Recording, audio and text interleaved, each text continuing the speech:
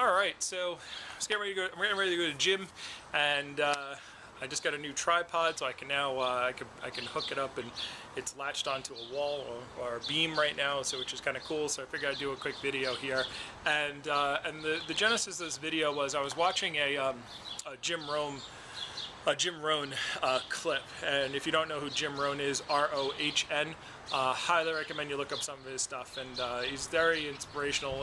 He passed away, I think last year or the year before, and you know, he trained Tony Robbins, he trained a bunch of motivational speakers, and he's got a very mild manner about him. And I discovered him several years ago, and I just started listening to and watching some of his stuff again.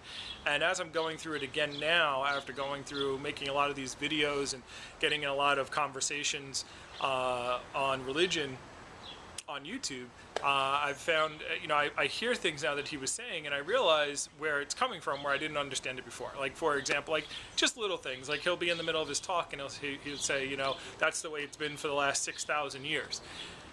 And I never understood why he said 6,000 years until I started doing these YouTube videos, and I realized 6,000 years is the age of the earth, right? So I don't know if he really believes that. I know, for example, Ron Paul, you know, there's a clip of Ron Paul who he said something like he doesn't believe in evolution or something along those lines. And so here's what the purpose of the video is understand that people have their beliefs, and they can have wacky beliefs, and you can still get something good out of the conversation with them, which is why I don't take anyone off my comment section, or I don't you know, I don't ban people. I mean, I haven't banned anyone yet, and I've had some trolls on my page, and I haven't banned them yet, because there are what you want to do when you're dealing with these people is you do want to try to find out, well, what is it that they actually believe? Why do they believe it? And it'll do two things. Either A, if they don't come up with any points that you haven't heard before or that you can't answer, it'll cause you now to have to learn more. So, for example, I remember when I was going through, I always believed in evolution, but I didn't really understand what evolution was. And because people asked certain things or said certain things, even though I still didn't believe in the creation story, I was like, all right, what? You know, I started saying to myself, I said, how much time really has to pass from like a single cell, you know, thing to get to a human? You know, how much time? It just seems like you would need a lot of time. And how long does it actually take for things to change and develop and grow? And you know, and so what it did is by me not being able to answer questions, I was able to. It forced me to have to go learn more. And so I always say there's two reasons why the crazy theists are out there. One is to reinforce me and reinforce my belief in the things that I believe in, because they say stuff and I'm like, I know exactly now, I know where you're getting that from, and I already understand, you know, why you're saying that. I went through that process, and I understand, you know, what's real now, and you know, I understand the science, and I understand that you don't.